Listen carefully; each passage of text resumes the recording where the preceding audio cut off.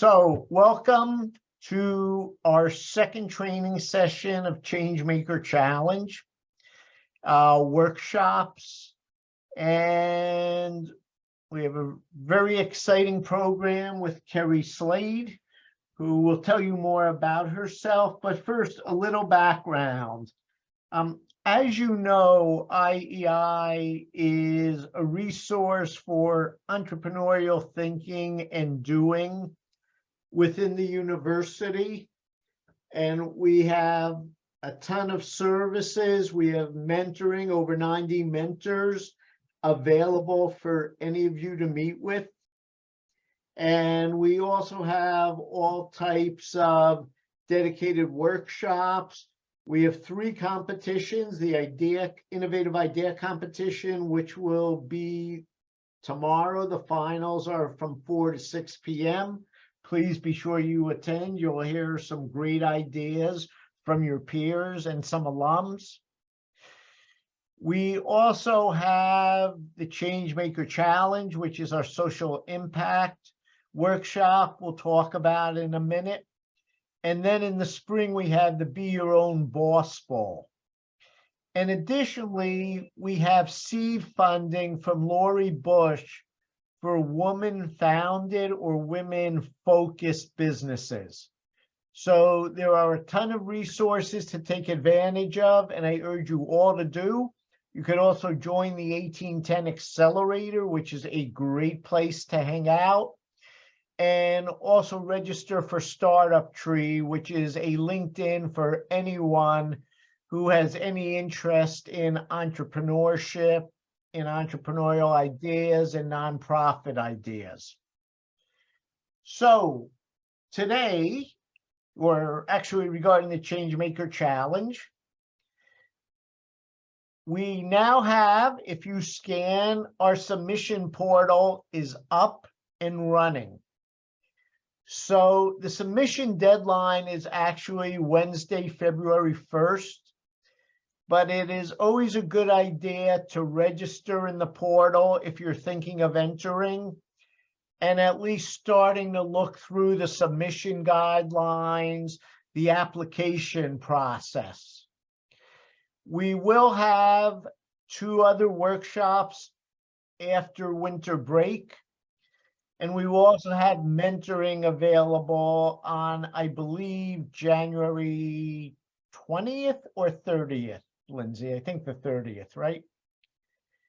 So you don't have to complete your submission now, but I strongly urge you to at least start your submission and start thinking about what the requirements are.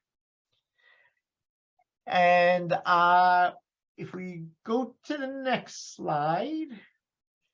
So on January 18th, we're having some previous winners in the Changemaker Challenge. 2 of them are current students. 1 graduated this past May. And you can hear their stories, hear their tips, and more importantly, just hear about how they sort of nurtured an idea they had and got mentoring and really developed it into a winning idea. And actually, one of them is live, the other is in the process of going live. So there's some really nice success stories. On January 25th, we're going to have a session on funding your social impact venture. And we're going to have 2 speakers there. One who is very experienced in raising money for for-profit social impact enterprises. And you've all heard the term multi-bottom line, focus on profit, people, and planet. So you'll hear someone who is expert in there. And you'll also hear from the Assistant Dean in the College of Education, Dr. Patience Lehrman, who got, I believe, the 2nd highest citizen award from President Obama, and who works with community partners and foundation and grant funding. So you'll be able to hear both perspectives of the funding spectrum. And then, as I mentioned earlier, on January 30th, anyone who plans on submitting can benefit from individualized, personalized sessions with expert mentors. So again, there's a code that you could sign up for, a QR code. But again, I strongly encourage everyone to take advantage of the resources. We are there to help you make a difference. And I know, because I know some of you personally, you do care. You are looking to better the world, including both the people and the planet. So please take advantage of all these resources. Okay, so this evening, we are going to talk about developing innovative, impactful ideas. Because you can have stuff that's very innovative, but doesn't have any impact. And you can have some stuff that's somewhat impactful, but if it's not innovative, it's not going to succeed. And our leader tonight is Kerry Slade, who has been a very successful lawyer, a very successful entrepreneur, which she'll take through, and also a very cherished peer in the Innovation and Entrepreneurship Institute for the past 3 or 4 years. So with that, Kerry, I'm going to hand it over to you. All right. Hi there. Good evening, everyone. I'm really excited to be with you for the next about hour, hoping to present to you some of the things I've learned from teaching social entrepreneurship for about 5 semesters, teaching business in Africa and the Middle East and in Latin America, and in working with the IEI and just hearing a lot of new ideas for ventures. So I'm going to share my screen.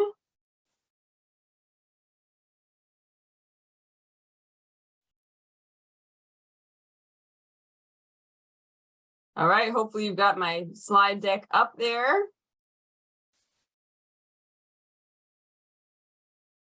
Okay, so we're going to talk about developing impactful and innovative solutions.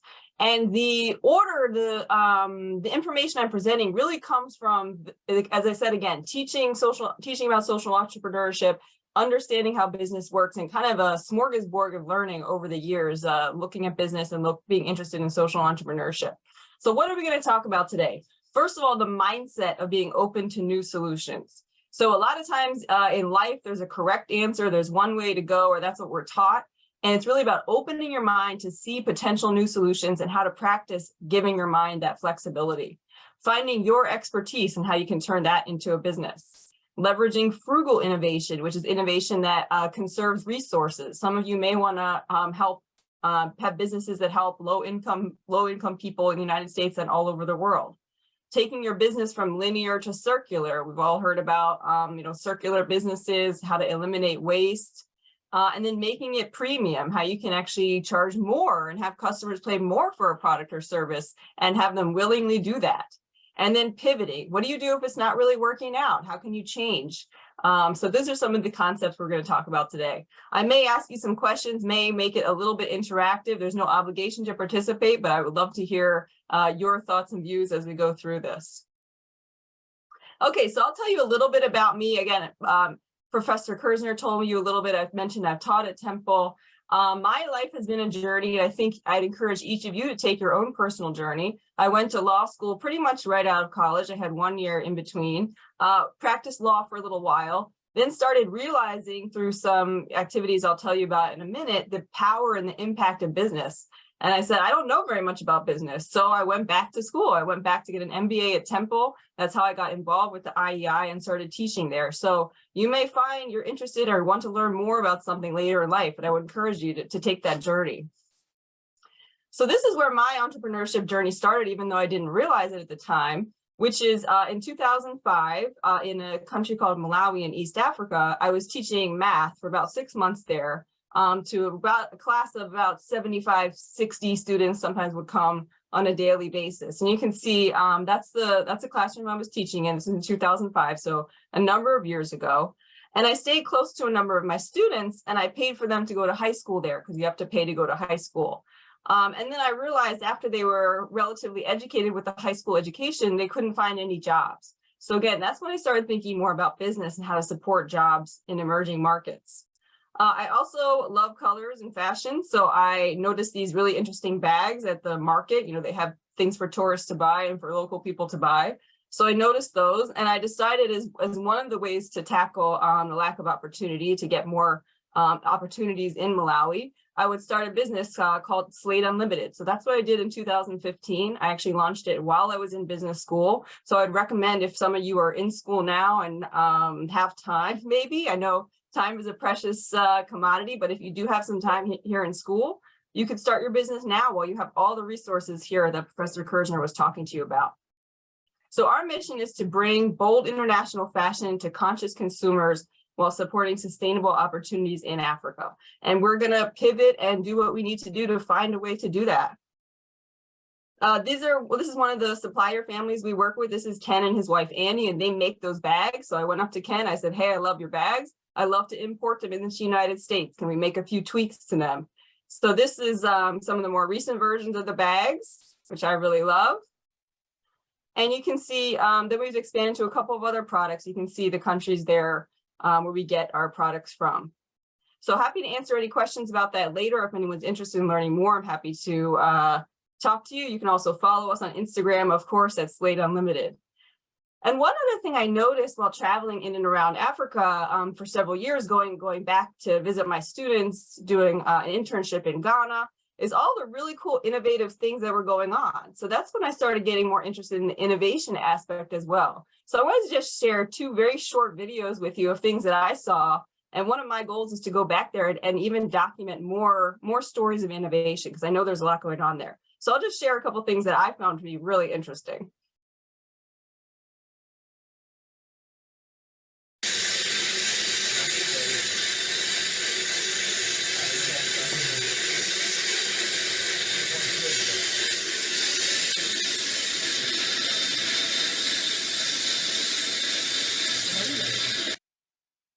So that's a man who has a knife sharpening business.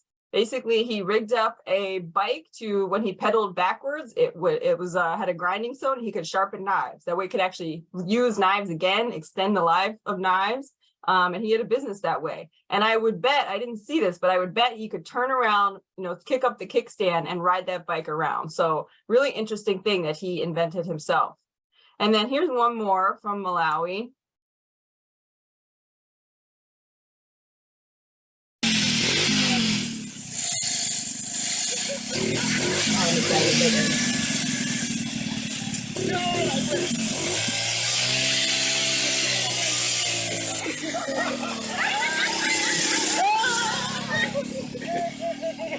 So you can see, just using, I don't know how to work this short thing on YouTube, but just using some local materials, bicycle wheels, reeds, some kind of seat there. I'll see if I can go back and play it again. I'm not sure again how to control this when it shows up like this on YouTube. But using local materials to make something that's not a car, it's certainly not as expensive as a car. It's not a motorbike, it has 4 wheels, something that maybe they could use to cart things around. So I started getting interested in innovation and combining the social impact and the innovation part of business. So I'm going to tee up this problem. Hopefully we'll have time to get to this. I also want to encourage you, I know you talked about problems and opportunities last week with Marilyn Anthony. I want to encourage you to look at problems and potentially find opportunities in them. So these are 2 problems I've been told about from my friends in Malawi that exist. And then at the end of the session, I want to hear what ideas you might have had to solve these problems potentially together. So the problems I was being reported were that people needed fertilizer. So I would get friends saying, hey, I need to buy fertilizer for my farm. Can you send me money? And they need the farms to grow food. So it's not like it's just a fun hobby for them. This is something they need in order to grow food. So fertilizer is necessary, it's expensive, and it's kind of artificial. There's a lot of chemicals in it. It's imported. It's not like organic fertilizer. And then the problem too was the lack of trash services. So I know we might complain about the trash services here in Philadelphia, but in Malawi, in the big cities, there's no trash pickup at all. so the people can burn it, they can dump it. There's really not a lot of solutions. So I was ruminating on these two problems in my head. So I'm going to tee that up there, and hopefully we can get back to this later to see what we might do about this. Okay. So now I'm going to get into some of the principles that I've learned along the way and seen other people successfully use. Keep in mind, it's a mindset. So the entrepreneurial mindset, hopefully you've taken a couple classes, read a little bit about it. It's really about experimentation and trial and error. Something you come up with, the solution you're writing about right now today in your first iteration is rarely perfect the first time. So use the feedback that you get to make it better. It takes time and actual use. You might have to put your product and service out into the market before you know if people like it or not, or if it works. So experiment with different ideas. Don't think you're going to get it right the first time. You might have to change. You might have to experiment with something else. And if it's not working, you can pivot. That's okay. And I'll tell a story at the very end about a really great company that did just that. So try to open your mind to this experimentation and, rapid failure, where if it doesn't work out, you try something else. And I just like this graphic because I think it shows what you want to do is come up with lots of different ideas, because if you have lots of ideas at the beginning, then chances are there's one or two good ones in there. If you only start with like 3 ideas, the chances you're going to have a gem are, just smaller statistically. So try to come up with lots of ideas in order to come up with the solutions that you finally pick, and you can even combine ideas. And so one thing I like to talk about is divergent thinking. So I'll just talk a little bit about divergent thinking. Does anyone want to help us define divergent thinking? Anyone want to put in the chat what they think divergent thinking is?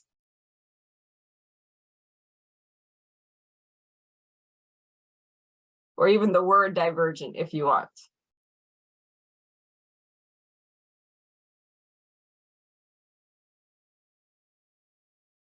No, okay, that's totally fine. That's why I'm here. Okay, openness to many ideas. Thank you. Creative solutions. Okay, yeah. So that's what I hope you'll gain from the divergent thinking. And the word divergent really means to go in a different path.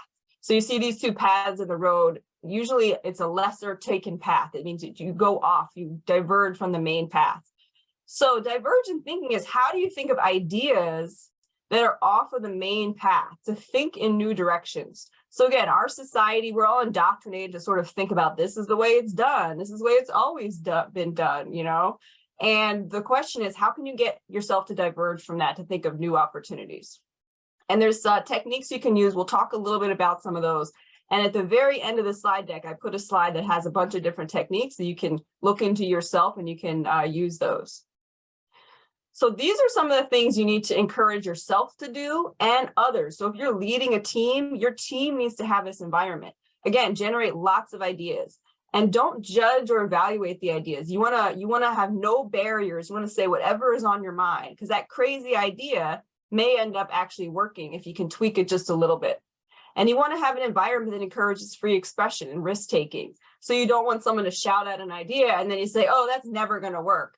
Well, then the next time they're not gonna say the idea, right? They're not gonna share. So you wanna encourage people to share. You wanna encourage people not to judge, and just be open to whatever's flowing, whatever ideas are coming. And one way to do that is to think about the 4 roles of creativity, or you could say the roles of innovation. And there's going to be a poll after this. So I want you to look at this and consider which one you most closely identify with. So the 4 roles are, first, the explorer. This person is just getting lots of information. Maybe you're the kind of person who likes to read lots of books or lots of news articles. You like to study about new technologies or something. You're just gathering information. You love to look at new things and see what other people are doing. Then there's the artist.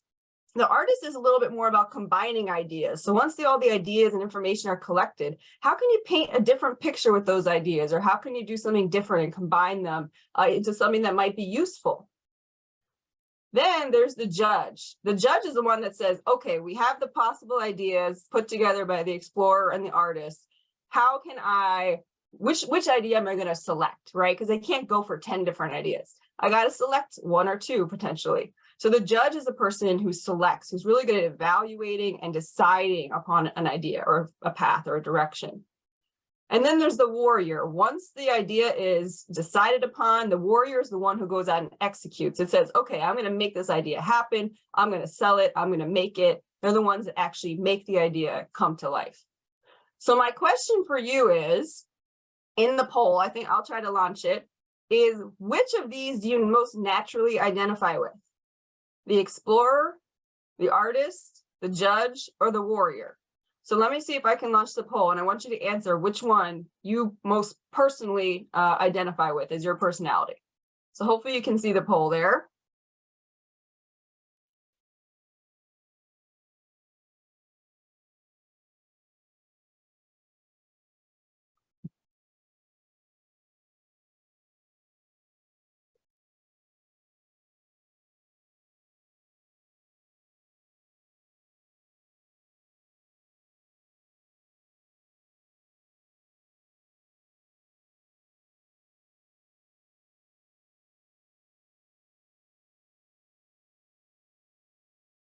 All right, you have a couple more seconds. We're at 86%. That's pretty good.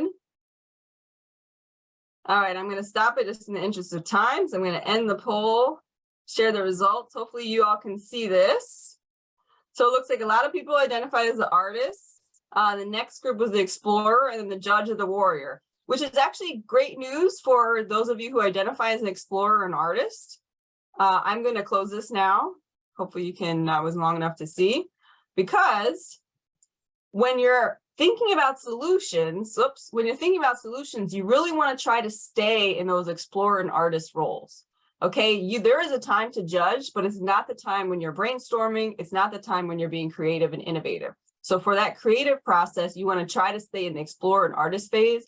And then consciously, when you're done that phase, then move on to, okay, how are we going to judge the idea? So try to think about that mindset. Again, I'm just exploring and putting ideas together and not evaluating yourself or others' ideas too quickly. Okay, awesome. Let's keep it moving here. All right, so I'm going to go through a couple different models, some themes. Again, this is kind of my grouping in the way I've studied and thought about different social ventures. And one starting point is the type of model like a giveaway or funding model. And I think you talked about one of these companies last week. So Tom's, I think you talked about Tom's last week. So Tom's basically, it started out giving shoes, one pair for one pair, I think it was. And then it transitioned a little bit to expand that to give a third of profits away to different causes. So every year they'll decide on different causes to give their money to. And does anyone who was here last week, what was the unintended consequence of Tom's that they realized after some time? Someone remind us what that was.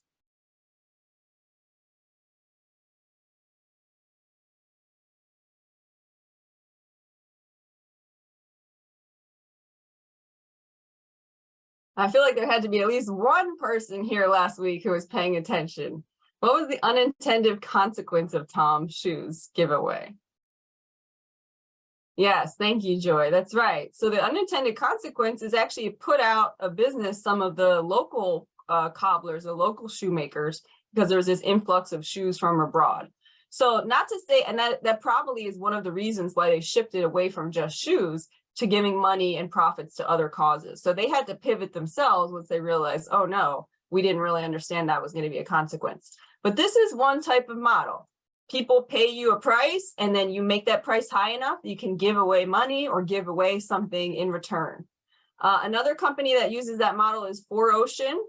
They also do ocean cleanups, but the way they fund the cleanups is through sales of products and merchandise. So they'll sell a bracelet like this, and then they pull trash from the ocean for every product sold, and then they fund cleanups. So this is kind of a giveaway or funding model where you raise money doing some type of normal business activity, and then you use some of that money, the extra money, to donate to causes or to make an impact in your chosen way. So I think this is a fine model. This is a very, it's probably one of the initial models you might think of. Let's donate 20% of our profits to this cause. And I would encourage you, you can start there, but see if you can get a little deeper, maybe to some of the other themes that I'm going to talk about now. So this is a starting point, this giveaway model. The other way I want to encourage you to think about business is to find your expertise. So I would love to know in the chat, we don't have to go through these, but what are you really good at? So put something in the chat that you are really good at or you know a lot about, either through a personal experience or through education, like you've studied it. So I want to know, what are you really good at? So put in the chat something that you're really good at or that you have a lot of knowledge in, okay? And I want to encourage you, capitalize on that knowledge somehow and that expertise to make a business. And I'll give you 2 examples. And this might take years and years. It's not something that happens overnight. So one example, Natasha Graves. I think anyone who's in the social entrepreneurship class, she is or will be a guest speaker. So she's really great. She has a degree from Temple. She's done really well in her competitions with her company called Vacayability. So her problem was she has a disability. It's hard for her to walk around. Sometimes she needs a feeding tube, and she loves to travel. So she was going to Arizona for a doctor's appointment and looked up some things to do. And it was like all these hiking activities, and she couldn't do that. So she saw a need personally for the solution to this problem. When people with disabilities travel, what are they going to do? Where are they going to stay? You know, where are they going to eat? They need different services, and it's a whole market. So she started her company, Vacayability. Again, this is her personal expertise based on her own personal, you know, I would say hardship in some way. So she turned that hardship into a business. So I'll just play this brief video here so you can see a little bit what her business is about.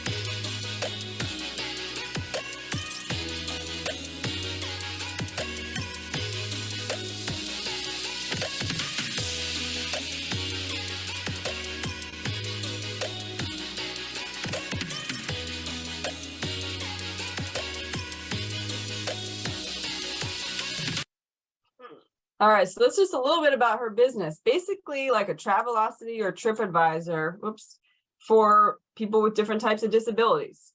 So again, using her expertise to launch a business. The next one I want to highlight, some of you might know this gentleman, Jared Cannon. He's the founder of Simply Good Jars. They've gotten really big recently. I think they have some deals with Wawa, so they're really getting pretty mainstream. And he did not have a background in business. He had a background as a chef. So he worked as a chef, trained as a chef for, I think, over a decade. Then, similar to me, said, you know, I want to start something new. I want to learn about entrepreneurship. Went back to school to get a master's and learned about business. So he used his expertise as a chef to launch a business because that was his competitive advantage. Nobody could put together the flavors like he could.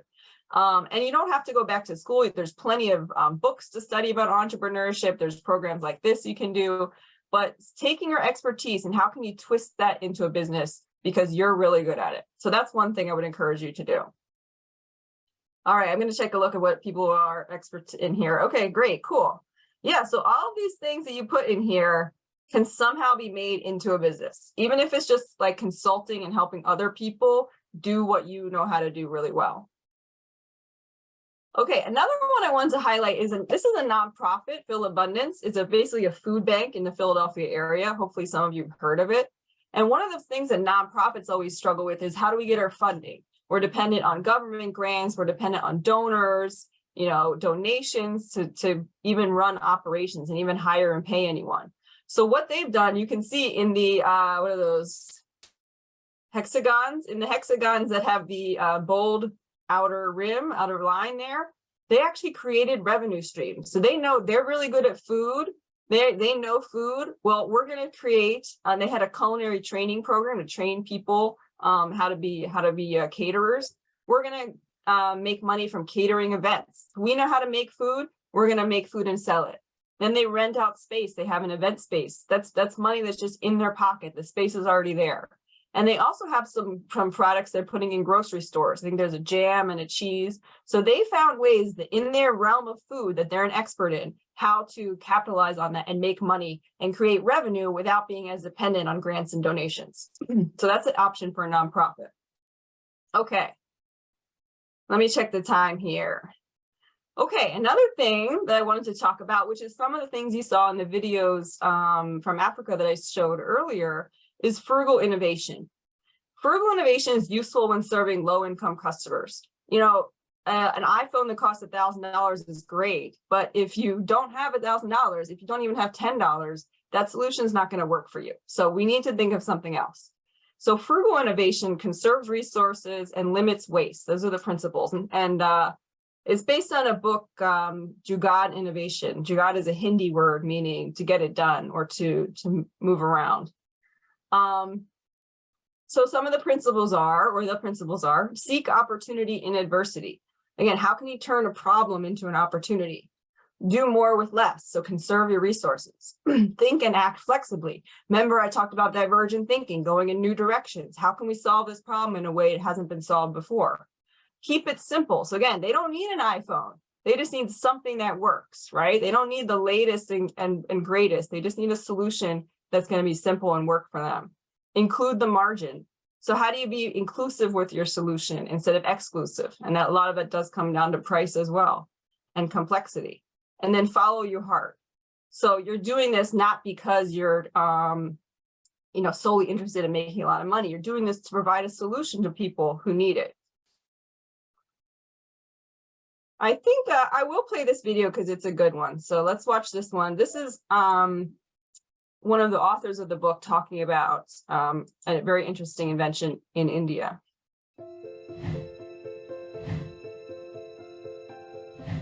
There are many big problems here to solve, but we can use the same mindset that exists in Western societies that are filled with abundance to solve these issues. We have to go back to roots and understand how entrepreneurs, innovators in places that are suffused with scarcity like Africa, India, or South America go about innovating. When we studied them, we discovered that these entrepreneurs in emerging markets have a unique mindset. Let me illustrate how it works. In Silicon Valley, an engineer will come to work Monday morning asking himself the question, what if I can connect my fridge to my smartphone? Because we all have a fridge at home, and if I run out of milk, it would be nice to get a text message so that on the way back home, I can fetch a gallon of milk. But someone in India asked himself a more fundamental, what I call a big what if question. What if I can create a fridge that operates without electricity? That's a big what if question because 600 million people in India don't have access to electricity. And this question wasn't asked by someone who has an MBA or PhD, but someone who didn't even finish high school. This is Mansukh Prajapati, who has invented, in my opinion, the world's greenest fridge, which is made entirely of clay. It's called Miti Cool. It actually consumes no electricity. It's 100% biodegradable. It just uses the principle of evaporation, and it absorbs the heat, and it keeps the coolness and the humidity inside these chambers. So in the process, you can keep fruits and vegetables fresh for 5 days and milk fresh for a couple of days, which is a boon for 70% Indians who live in remote villages where food supply is intermittent. When we studied this example, we noticed that actually resource constraints is not a limitation for these entrepreneurs. Actually, it's a spur for creativity and innovation. It is possible to do more with less. That means you have fewer resources, but you can optimize what you have to create more value. All right, so really powerful example of how, again, asking, like he said, a different question. How can we create a fridge that doesn't need electricity? And, with all of the things going on with energy use and climate change, we're going to need to do more and more things without relying on electricity or electricity from traditional sources. Okay, so that was an introduction to frugal innovation. Another example is Philips created this ultrasound device. It was also created in India. They developed a subsidiary in Bangalore in order to do this. So they took this huge ultrasound machine, which needs power. Okay, you need like a degree probably to learn how to use it. Look at how many buttons there are. Very complex. It's not portable. You have to roll it around on this big stand. They took this ultrasound machine, which is used a lot of times to, scan pregnant women, make sure the baby is developing properly, or for any other abdominal scans that need to be done. And they changed it into this little white thing that's about the size of a phone that then connects to a laptop or to a cell phone. So instead of this huge machine that needs power and has lots of buttons, you can see there's only a few buttons on there. You can bring it into the field. You can slam it down on the table like the guy was doing. We went to visit this as part of our global MBA at Temple. And it's very durable. It can be used in remote areas. It can be charged up, and then you can use a phone or a laptop or a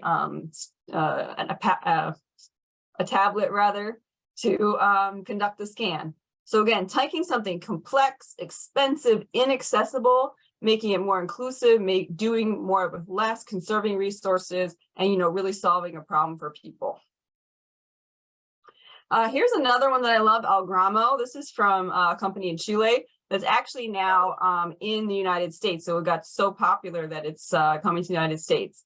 I'm gonna not watch this video here. We're gonna send out the slides afterwards. So if you wanna watch more of these videos, you certainly can. I'm gonna show this one that's in Walmart. So again, this came from bodegas in Chile, this solution that this guy developed, to now it's in Walmart in Latin America, and it's also coming to the United States. So there's no limit on where you can go with these types of innovation and the ideas that you have.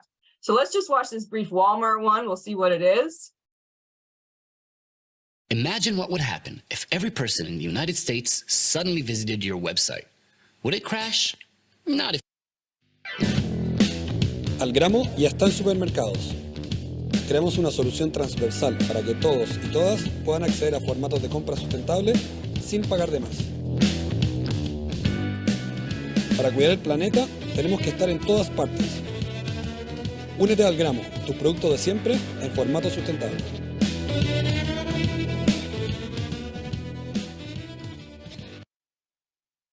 So again, they instead of relying on packaging that had to be used and thrown out, and also we're paying for the packaging, they developed this solution where people can reuse packaging. They can go up, get exactly how much they need.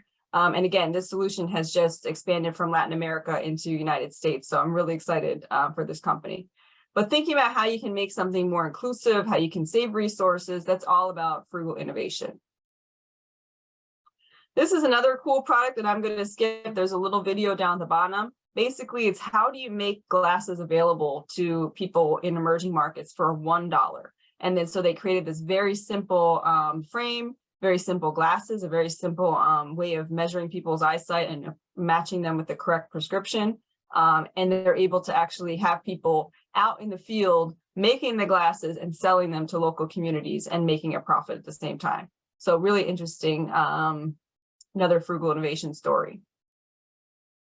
Okay, one of the other main principles to think about in any business is how can we move from linear to circular? So usually businesses are described as going from, point A to point B, and we don't really talk about the waste that's created. So I would encourage you look at the waste your business is creating or may create, and then look at the process to see how any of that waste can be eliminated. Or if you can make the process into a loop, then you can, even reuse and save money yourself. So again, this is what normal business usually looks like. So it's the supplier to the manufacturer, to the distributor, the retailer, and the shopper. And it looks like a straight line, but what you don't see are all of these barrels of waste coming off of this process at every stage. Right? They really don't talk about that, but that's what's happening. Think about when you go shopping and you come home and the packaging you have, even if it's just a bag, the receipts, the tags, any plastic that's involved, the hanger. So they don't really talk about that waste.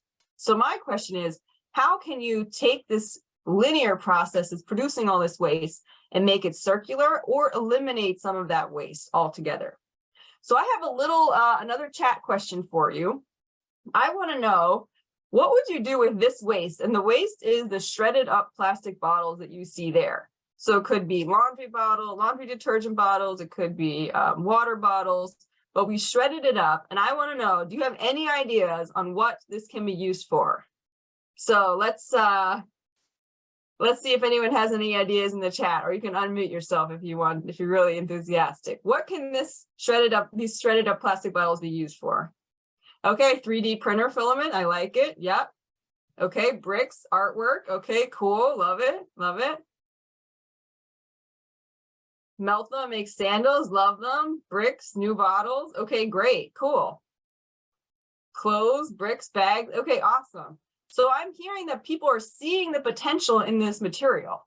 And I would also say, what would you say if you could get this raw material for free? So the best business you could start is if you get your raw material for free because it's trash, it's waste. Okay, and that's exactly what this woman did in Kenya. She's taking this ground up plastic from these bottles that are all over the world, and which Kenya also produces a lot of plastic waste. And she made a company where she's creating these construction bricks. So we're going to watch another video about her. I might cut it off if it gets a little long, but really interesting business from Kenya. And she's gotten a lot of awards and accolades for this. You convert plastic waste into building products. Let's turn trash into cash. My name is Nzambi Mate. I'm the founder of Changemaker Limited, and we convert plastic waste into building products. Plastic waste is not just a Kenya problem, but it's a worldwide problem. And here in Nairobi, we generate about 500 metric tons of plastic waste every single day, and only a fraction of that is recycled. We decided, what more can we do instead of just sitting in the sidelines and complaining? Essentially, companies have to pay to dispose the waste. So we solve their problem. The waste essentially comes for free. This is the plastic waste we get from factories. With this, we mix with sand, as the plastic is like the binder. We have 3 machines. The extruder does the mixing of plastic waste with sand at very high temperatures, and then the press compresses it.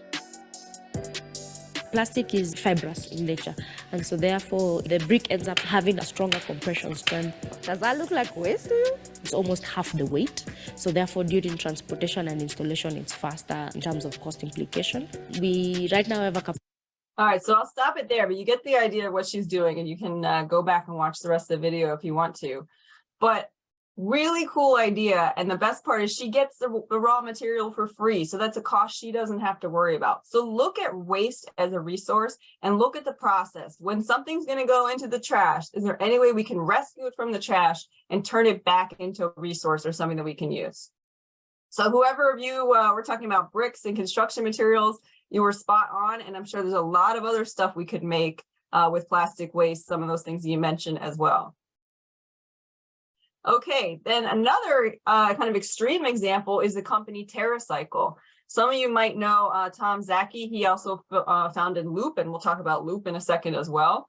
But they have, TerraCycle has a program, you can pretty much recycle anything. And I don't know exactly how they do it, but you'll see on the next slide, they've got a ton of different things you can recycle. And one of the things that's probably the most difficult that people wouldn't even think about is cigarette butts.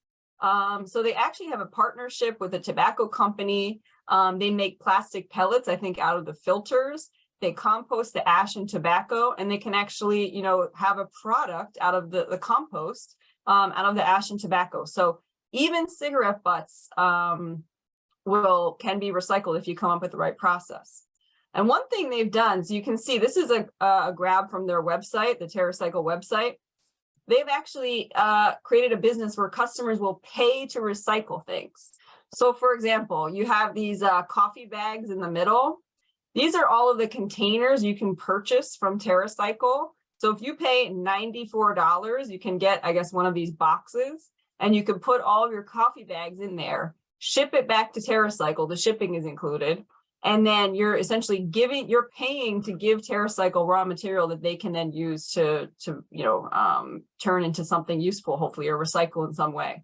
So they've created a business that's a little bit along the lines of the premium segment, we'll talk about in a second. They've created a business where people are paying to recycle. Now, not everyone in the United States or the world can do that, but for those people or companies that can, TerraCycle is made a business out of that. And you can see like action figures, baby food pouches.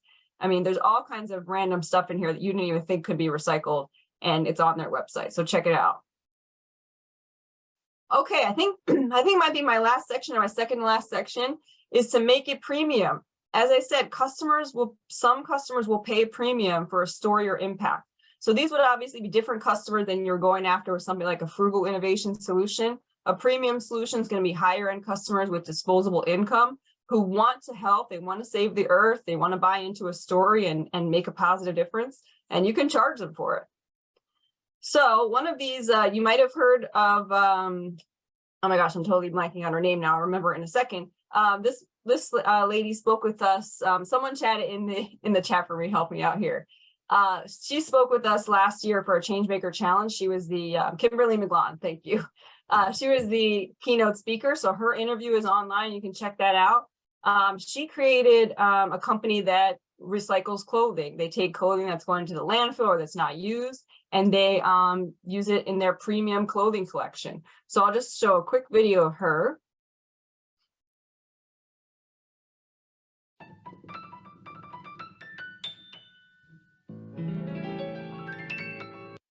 When I started Grant Boulevard, I had one goal in mind: to build a green-collar company that offered a new set of solutions to climate catastrophe and to the fallout of our criminal system.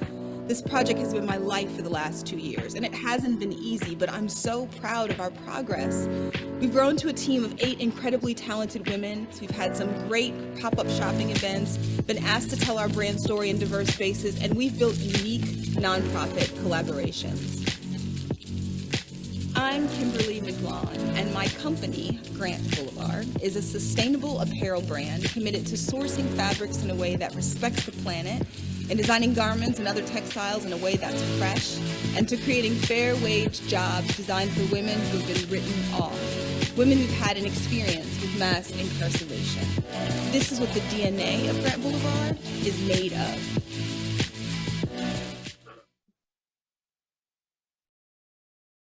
All right, so her company recycles clothing. It also hires women and trains women who've been formerly incarcerated. So also not only their products are sustainable and giving back to the earth, but then the business practices in terms of training people and giving them skills also has that other mission. So a really great company. Again, lots of interviews and things with her online if you want to learn more. And then I just wanted to point out, if you go to the website, for example, and you look at the dresses, you know, most of them are over $100. There's some that are less, but a lot of them are up around the $100 mark. So this is not, they're not going for like, you know, the Shein, cheap, fast fashion thing. They're going for people who like quality. They want to purchase a quality piece. They're willing to spend a little bit more on it. Hopefully it will last longer, and it's, you know, not made in a fast fashion situation. All right, and the other one I wanted to highlight is Loop. Hopefully you've heard of this one. They've taken everyday household products, created new premium packaging for them. And Tom Zackis even said people are signing up for Loop because of the packaging. They're not necessarily signing up for it because they're the most environmentally conscious people. They like the packaging, they think it looks nice, and we don't care. We'll take them as customers anyway. So I'll just show a quick video about Loop so everyone understands how it works.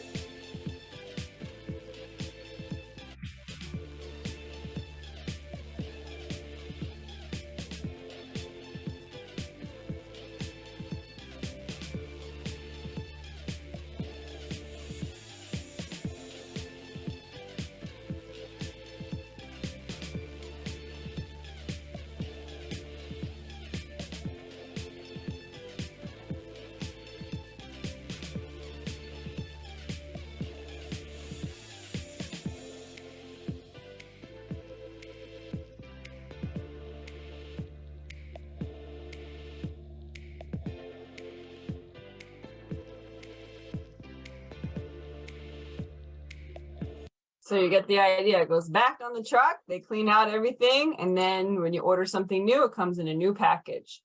So they developed all these nice packages, and the question is, well, what if the package gets damaged? You know, what about that?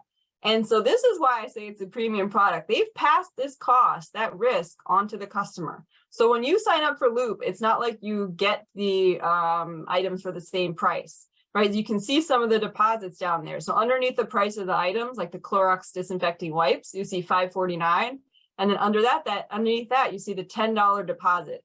So the customer is paying that deposit on every single container, these premium containers, so that if it does get lost or damaged, the customer is the one. And so these customers really have to be committed. They have to be committed to paying. Like if they bought everything on this page, that would be a $24 deposit in addition to the prices of the items that they're already buying. So, but people pay for it because they like the packaging.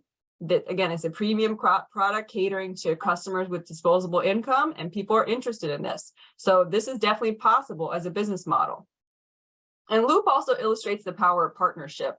So each of those products, the deodorant, the toothbrushes, they had to have a special container design, and they had to have a partner that was willing to, go with them and manufacture the product to fit in that container. So partnership will always help you in social entrepreneurship, because you don't have to do everything yourself. And that means you can pass on more savings to your customers or give back in different ways. All right, what else do I have for you here? Okay, my last story, good. Pivoting based on feedback. So hopefully you've heard the word pivoting before. If not, definitely learn about it. It's a way to save your business when things maybe not going so well. So pivoting is changing your business based on learnings. And so the example I want to cite for this is the Roar for Good example. So Roar for Good is a company founded by a Temple alum, Yasmin Mustafa. She's a really awesome person. You can also learn more about her, and sometimes she's involved in Temple events. And she was traveling by herself for a while, and as sometimes happens, had some run-ins that made her a little bit uncomfortable. And she thought, how can I create a way for women to be more safe when they're traveling? So that was her first idea. And she created this product up top, the Athena. It's basically like kind of an amulet or a charm you can wear, you can hook on. And if someone were bothering you, you could press it. It would text your friends and family, and it would sound off an alarm as well. So I'm just going to show, I think I have a couple minutes. I'm just going to show I'll show a little bit of the clip of these videos so you can see what the initial product was and then how she changed. This is Wix. We built this device to help save lives. It's called Athena, and it's designed to reduce attacks against women. Athena is the next generation of wearable technology and helps empower women to live their lives boldly without fear. Here's how it works. If you feel threatened, you press the button on the device. That one action sends text messages to your family and friends with your location, and it sounds a loud alarm to help prevent an attack in the first place. So I'm going to stop it there so you get the idea. It was basically for individuals like me. I bought one. I took it traveling with me. I like the alarm feature to protect ourselves. The problem potentially with the business model is everyone only bought one. It's not like I'm going to buy another one, right? So for every sale, you had to have a different customer. Maybe you get someone who buy two, like as a gift or something, but it was really a one-to-one things. And that's burden in terms of acquiring new customers. The other thing is psychologically, people don't think about emergencies ahead of time. Like it's great to have this, but you might leave it at home, or you might say, well, I don't think anything's going to happen to me. And that's like a normal psychological phenomenon. So the business, I don't know for a fact, but I'm sensing from the pivot, it wasn't going that well.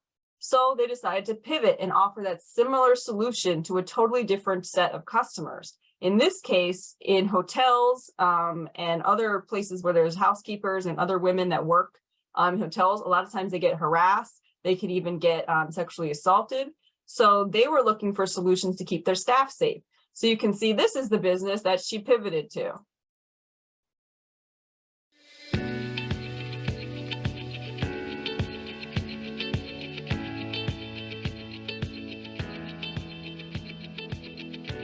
Safety and security should be an expectation of the workplace.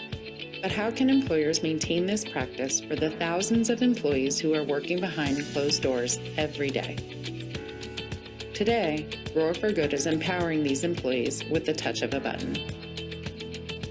From our start in personal safety to now, Always On was developed to exceed compliance regulatory standards while addressing the three most important factors identified by hoteliers: price, performance, and false alarms. So again, I'll stop it there in the interest of time, but you see what she's doing. Now, instead of an individual customer, she's selling to a hotel or a hotel chain, which is a lot better because one customer then may place an order for 1,000 units, right? And she doesn't have to have each customer is going to order a lot more. So similar solution, similar mission, but pivot in the business model. So I would encourage you, if it's not going well, that's okay. You can change. And she did change, and hopefully will be very successful with that change. So don't forget about pivoting. Okay, I think I have 1 minute left. So did anyone have any ideas about how I could combine these two problems into a potential solution? Remember, going back, this is in Malawi. There's a need for fertilizer, and then there's also a lack of trash services. Anyone have any ideas on how to combine these two problems, two legitimate problems?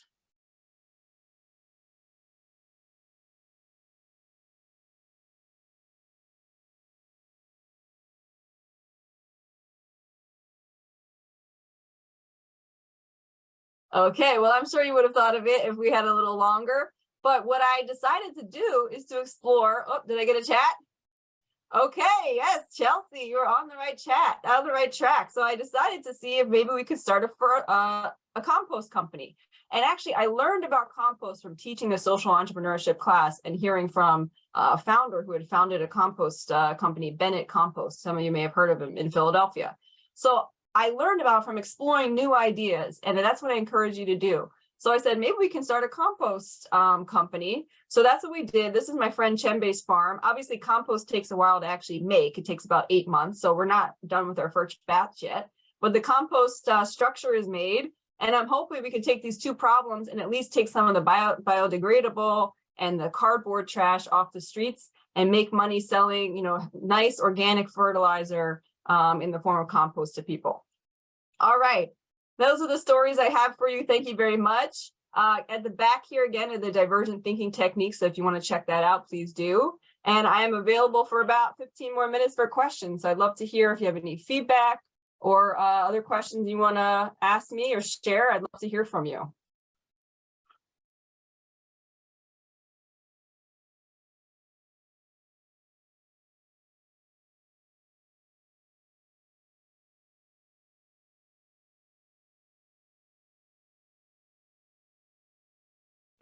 Hello? Yes. Hi, Kieran. Hey, Carrie, my name's Kieran. I just wanted to say, I think the work you did was really incredible. It was fascinating to see the kind of experiences those people had, and then just like the kind of brilliant ideas those people came up with. And what like struck out to me is, like you said, like those people didn't have like an MBA, like to think of that. Yeah, exactly. And that's what I would encourage. They had expertise because they studied something, they looked at something, they understood something very well. So whatever you understand, you don't need an MBA or a PhD. Capitalize on your expertise and your interest. I had a question about if you had maybe any other sort of ideas as to the use of your organic compost, or a way to combine those two issues into a different solution. Hey, I didn't have any other ideas so far, but if you have some additional ones, please feel free to share them with me. What else could we use the compost for? I don't know. Are you willing to pay me? Maybe. Let's talk. I'm not making money yet, but we can talk about it. Yeah, I think that exactly. And I think one thing I want to emphasize is always get ideas from other people, right? So if I have 20 people on this chat, on this Zoom right now, that's 20 different brains I can tap into. So never be afraid of people criticizing your idea. Just brush it off. Try to find the nugget of feedback in there that can help make your idea better. If I were to have an idea, I don't know if it's solid enough, but cardboard and plastic can be used to fill potholes in the roads. I know Philadelphia roads are kind of garbage, so why not, actually make them garbage? Yeah, that's a great idea. Someone mentioned that last night. We went through a pothole. Actually, she said we should just fill the trash into the potholes. So crazy ideas can actually happen. And I think in some places in the world, they're making roads with masks, like used masks that are shredded. So all these things can be potentially used. That's a great idea. Well, glad to hear that somebody's getting paid before me. There's so much opportunity out there for those type of solutions, though. You are early to the game. So Winey's asking, what metric do you use to measure social impact? So that's a good question. I should have included some slides on that, although I didn't really think about it as part of this topic. Let me remember some of the things that I taught there. A couple of things. One thing to be aware of is social return on investment. I'll type that in the chat.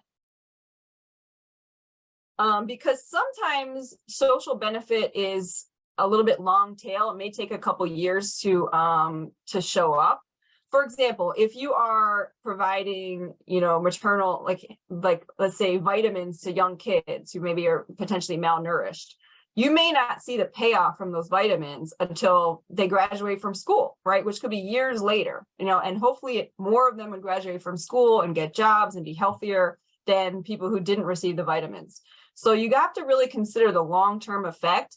So if those people graduate from school and get a job, let's say, and they're making, $200 or $300 a month or a week, hopefully the standards are a little better, then you can calculate that income into your social return on investment. But again, it may not happen for several years down the line. So it's really important to consider the ripple effects of what you're doing and try to quantify that. So don't just say people are healthier.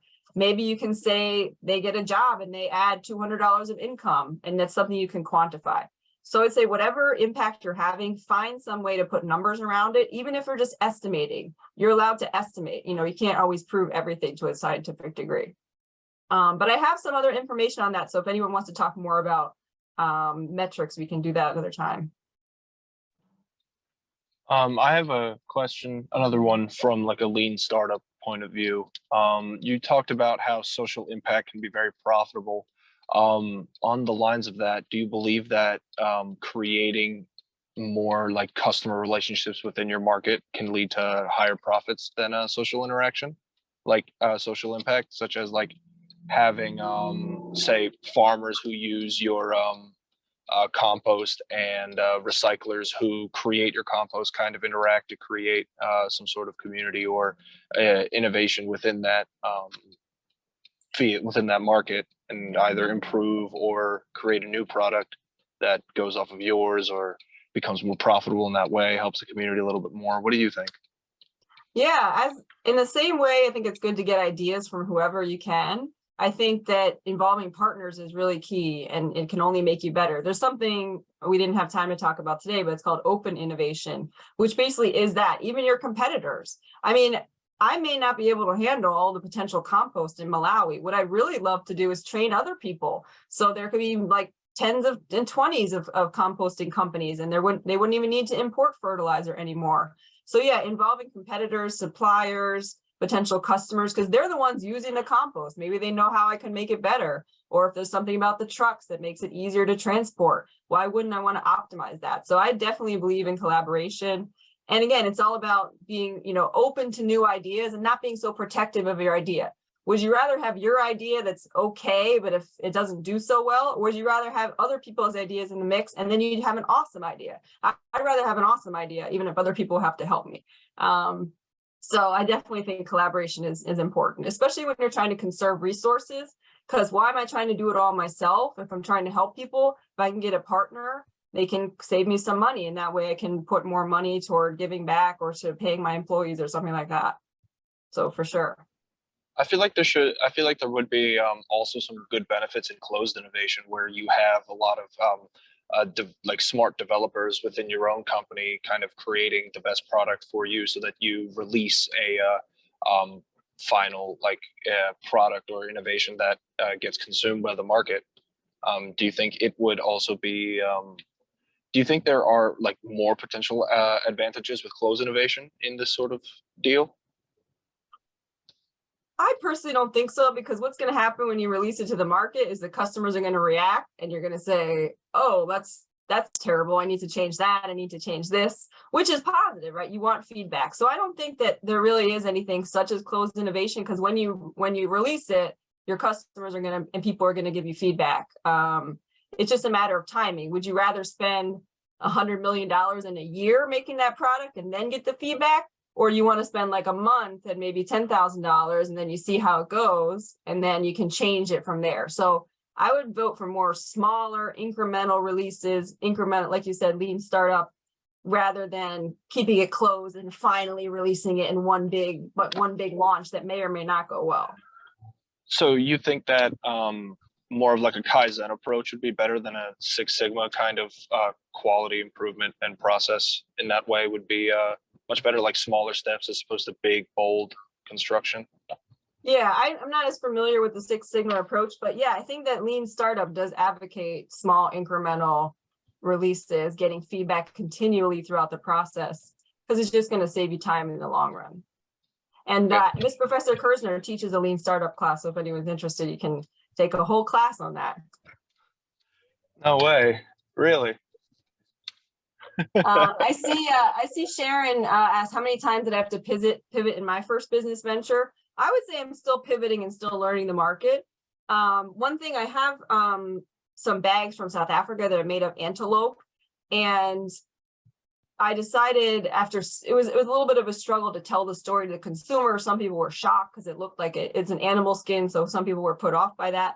So I decided to take those off of like retail and go into wholesale only in markets that like fur and animal hides, like out west in Colorado and places like that.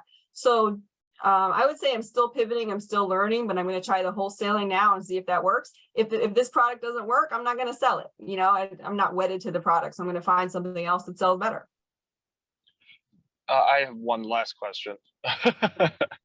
Do you think with your product, you're going to create you're going to go for more of a red ocean approach, or you're going to try to go for a blue ocean strategy, try to get more competitive with other composting brands? Because I know that there are, like you said, Bennett Compost, they kind of focus up on whatever they do.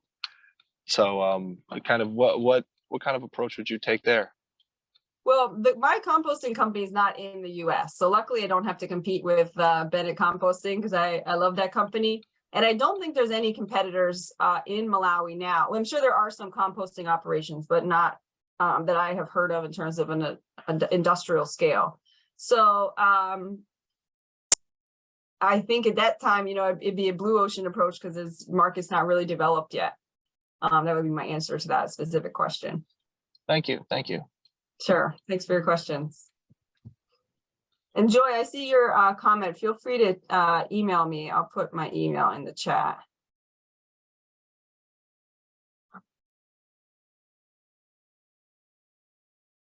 Other questions or comments? Comments are welcome too.